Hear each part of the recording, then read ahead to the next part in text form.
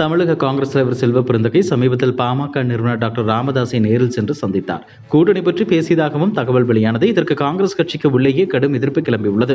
Virudhunagar Congress MP மாணிக்கம் தாக்கூர் வெளியிட்டுள்ள பதிவில் 2014ஆம் ஆண்டு முதல் மோடியுடன் இணைந்து கொண்டு தற்போது வரையில் அவரது கொள்கைகளை பகிர்ந்து கொள்ளும் ஒரு கட்சியை உங்களின் கூட்டணி கட்சியாக்க எப்படி நீங்கள் விரும்ப முடியும்? அனைத்து சூழ்நிலைகளிலும் உங்களுடன் துணை நின்றவர்களை ஏன் காயப்படுத்த வேண்டும்? ஒவ்வொரு போராட்டங்களிலும் மக்கள் தலைவர் ராகுலுக்கு ஆதரவாக நிற்க வேண்டும். இது கட்சியின் கருத்தல்ல, சொந்த கருத்து என்று குறிப்பிட்டிருந்தார்.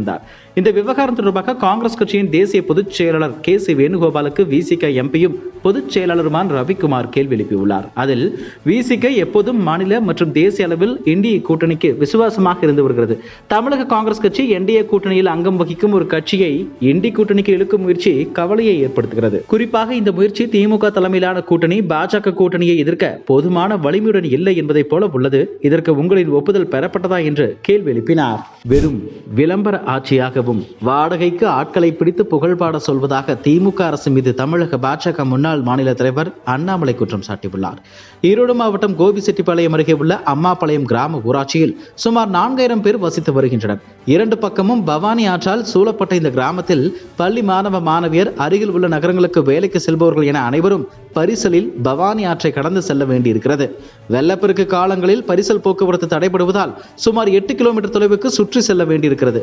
தமிழகத்தின் இன்னும் பல மாவட்டங்களில் கிராம சாலைகள் அமைக்கப்படவில்லை. ஆனால் தமிழகத்தில் 100% சாலைகள் அமைத்து விட்டோம் என்று தமிழக அரசு பொய் கூறி வருகிறது. மத்திய அரசின் திட்டங்களுக்கு பெயர் மாற்றி ஸ்டிக்கர் ஒட்டுவதில் மட்டுமே குறியாக இருக்கும் திமுக அரசு அந்த திட்டங்களை நிறைவேற்ற எந்த நடவடிக்கையும் எடுப்பதில்லை. 2025ஆம் ஆண்டிலும் தமிழக கிராம மாணவ மாணவியர் கல்வி கற்பதற்காக பரிசலில் பயணம் செய்ய வேண்டியிருக்கிறது என்பது வெறும் விளம்பர ஆட்சி நடத்தி கொண்டிருக்கும் திமுக ஆட்சியில் தமிழகம் எத்தனை பின்தங்கி இருக்கிறது என்பதை காட்டுகிறது. வாடகைக்கு ஆட்களை பிடித்து திமுக புகழ்பாட சொன்னால் மட்டும் போதாது, செயலிலும் அது இருக்க வேண்டும். உடனடியாக அம்மாபாளையம் பகுதியில் பவானி ஆற்றை கடக்க உயர்மட்ட பாலம் அமைத்து தர வேண்டும் என்றும், தமிழகம் முழுவதும் கிராமங்கள் சாலைகளால் இணைக்கப்பட்டிருப்பதை உறுதி செய்ய வேண்டும் என்றும் முதலமைச்சரை வலியுறுத்துகிறேன் என்று அண்ணாமலை கூறியுள்ளார். நிருபர்களிடம் பேசிய அமைச்சர் சேகர் பாபு, ஓரடியில் தமிழ்நாடு பிரச்சாரத்தின் ஒரு பகுதியாக வீடு வீடாக சென்று பரப்புரை மற்றும் உறுப்பினர் சேர்க்கையில் ஈடுபட்டோம். செல்லும் இடமெல்லாம் மக்கள் எங்களை வரவேற்கிறார்கள். தமிழிசை சவுந்தரராஜன் குறித்த கேள்விக்கு, தமிழிசை கவிதையில் மக்கள் ஏமாறாமல் உள்ளனர். அதனால்தான் அவர் நின்ற தேர்தலில் மக்கள் அவருக்கு தோல்வியை பரிசாக அளித்துள்ளனர். அவரை பார்த்தால் பரிதாபமாக உள்ளது. ஏற்கனவே நாற்காலி போட்டி கடுமையாக உள்ளது. பாஜகவில் யாருக்கு செல்வாக்கு என்பதை காட்டுவதற்காகத்தான் தமிழிசை அண்ணாமலை நயினார் இடையே போட்டி நடைபெற்று வருகிறது என்று கூறினார். $1 டிரில்லியன் பொருளாதாரம் என்பது நமது இலக்கு என்று முதலமைச்சர் மு.க. ஸ்டாலின் தெரிவித்துள்ளார். இலக்கை அடைவதற்கான அடித்தளம் அமைத்து வளர்ச்சி பாதையில் வீறுநடை போடுகிறோம். தமிழக வளர்ச்சியில் பெரும் பங்காற்ற உள்ள கோவை மாஸ்டர் பிளான் 2041 வெளியிட்டுள்ளோம். அனைத்து பகுதிகளுக்குமான பரவலான சீரான வளர்ச்சி திட்டமே தமிழ்நாடு உயர அடித்தளம் எனவும் தெரிவித்தார். சமீபத்தில் இந்து மதத்தையும் பெண்களையும் பொன்முடி ஆபாசமாக பேசியது தமிழகம் முழுவதும் எதிர்ப்பை கிளப்பியது.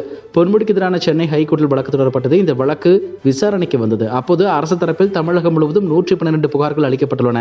அவற்றின் மீது புலன் விசாரணை நிலுவையில் உள்ளது என்று விளக்கம் அளிக்கப்பட்டது. இதையடுத்து ஹைகோர்ட் நீதிபதிகள் கூறும்போது, பேசுவதற்கு எவ்வளவோ விஷயங்கள் இருக்கும்போது அமைச்சராக பதவி வகித்தவர் ஏன் இதுபோல பேச வேண்டும்? அமைச்சராக இருந்தவர் என்ன சொல்கிறோம் என்பதை புரிந்து பேச வேண்டும். ஆபாச பேச்சு தொடர்பாக முன்னாள் அமைச்சர் பொன்முடிக்கு எதிரான வழக்குகளில் புலன் விசாரணை செய்ய போலீசார் தயங்கினால் வழக்கு சிபிஐக்கு மாற்றப்படும் என்று சென்னை ஹைகோர்ட் எச்சரிக்கை விடுத்துள்ளது. தமிழக வெற்றிக் கழகத்தின் செயற்குழு கூட்டம் பனையூரில் அக்கட்சியின் தலைவர் விஜய் தலைமையில் நடந்தது. இந்த கூட்டத்தில் அக்கட்சியின் தேர்தல் பிரச்சார மேலாண்மை பொதுச் செயலர் ஆதவர்ஜுனா தீர்மானம் வாசிக்கும் போது திமுகவையும் முதலமைச்சர் ஸ்டாலினையும் கடுமையாக விமர்சித்து பேசினார். ஆதவர்ஜுனா பேசும்போது, ஓரணியில் திரள்வோம் என்ற உறுப்பினர் சேர்க்கைக்காக வீடு வீடாக முதலமைச்சர் சென்று கொண்டிருக்கிறார். சிவகங்கையில் இளைஞர் துடிக்க கொல்லப்பட்டிருக்கும் சமயத்தில் அப்பா என பொய் பிரச்சாரம் செய்யும் முதலமைச்சர் அந்த வீட்டிற்கு சென்று ஆறுதல் சொல்லவில்லை. எங்களின் தலைவர் ஒரு அண்ணனாக மகனாக அவர்களின் துக்கத்திற்கு ஆறுதல் சொல்லி வந்தார். மக்கள் விரோத திமுக ஆட்சியில் காவல் நிலையத்தில் 24 பேர் மரணம் அடைந்திருக்கின்றனர். அதிகார திமிர் கொன்ற ஆட்சியாளர்களே இதற்கு காரணம். காவல் மரணங்களை தடுக்க தவறிய உள்துறை அமைச்சருக்கு கண்டனங்கள். இந்த முதல்வரும் அவர் அங்கம் வகிக்கும் இந்தியா கூட்டணியினரும் ஒன்றிய அரசின் அமைப்புகளை கடுமையாக விமர்சிக்கின்றனர். ஆனால் சிவகங்கை வழக்கை சிபிஐக்கு மாற்றுகிறார். இது வெட்கமாக இல்லையா? உங்களின் மாநில சுயாட்சி எங்கே போனது? முதலமைச்சர் ஒட்டுமொத்த தமிழகத்திடமும் பொது மன்னிப்பு கேட்டு உள்துறை அமைச்சர் பதவியிலிருந்து விலக வேண்டும் என்று கூறினார். பாமகவின் நிறுவனர் ராமதாசுக்கும் அவரது மகனும் கட்சியின் செயல் தலைவருமான அன்புமணிக்கும் இடையே அதிகார போட்டி நிலவி வருகிறது. இதனால் இருவரும் மாறி மாறி கட்சி நிர்வாகிகளை நீக்கியும் சேர்த்தும் வருகின்றனர். அந்த வகையில் ராமதாஸின் தீவிர ஆதரவாளரான எம்எல்ஏ அருளை கட்சியில் இருந்து நீக்கம் செய்து அன்புமணி உத்தரவிட்டார். ஆனால் அருளை நீக்க வேண்டுமானால் தனக்கு மட்டுமே அதிகாரம் இருப்பதாகவும் பாமக சட்டசபை கொறடாவாக அருளை தொடர்வார் என்று ராமதாஸ் கூறியிருந்தார். இந்த நிலையில் பாமக கொறடா பதவியில் இருந்து எம்எல்ஏ அருளை நீக்க வலியுறுத்தி அன்புமணி ஆதரவு எம்எல்ஏக்கள் சட்டசபை செயலரிடம் மனு கொடுத்தனர்.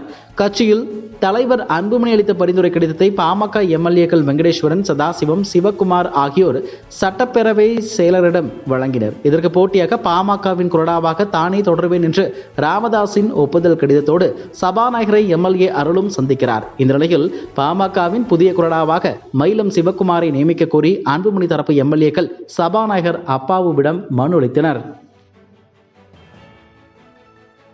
இதுபோன்ற செய்திகளை மேலும் தெரிந்து கொள்ள எங்களது யூடியூப், ஃபேஸ்புக் மற்றும் ட்விட்டர் ஆப்களை சப்ஸ்கிரைப் செய்யவும்.